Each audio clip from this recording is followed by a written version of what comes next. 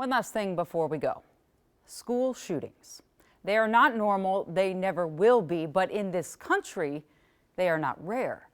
And yet our federal government does not track how many there are in any given year. So to fill that gap, news and advocacy organizations do track it.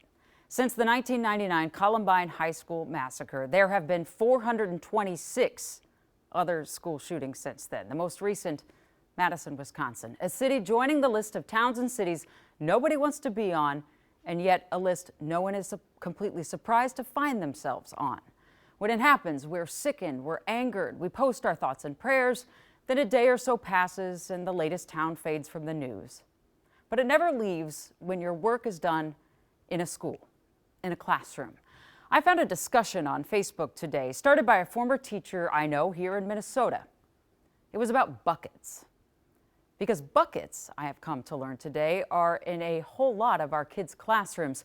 They are there because when a school goes into a lockdown for a shooting, a classroom does as well. That classroom could be locked down for hours or so in the dark, and the bucket is the active shooter bathroom for the kids hiding in the dark.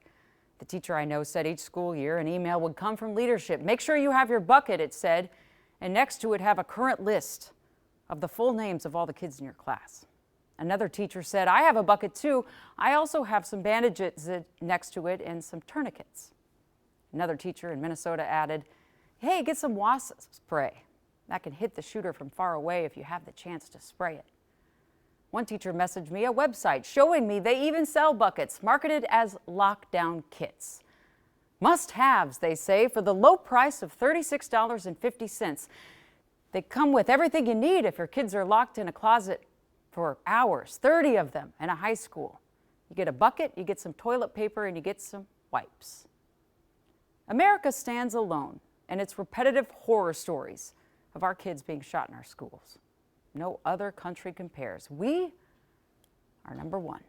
And while ideas to fix it become a shouting partisan match instead of a somber admission that we have to do whatever it takes so our kids stop dying, we wind up on rinse and repeat with bucket toilets and a cottage industry of lockdown kits for the low, low price of $36.50.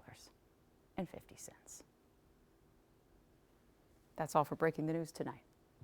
Good night.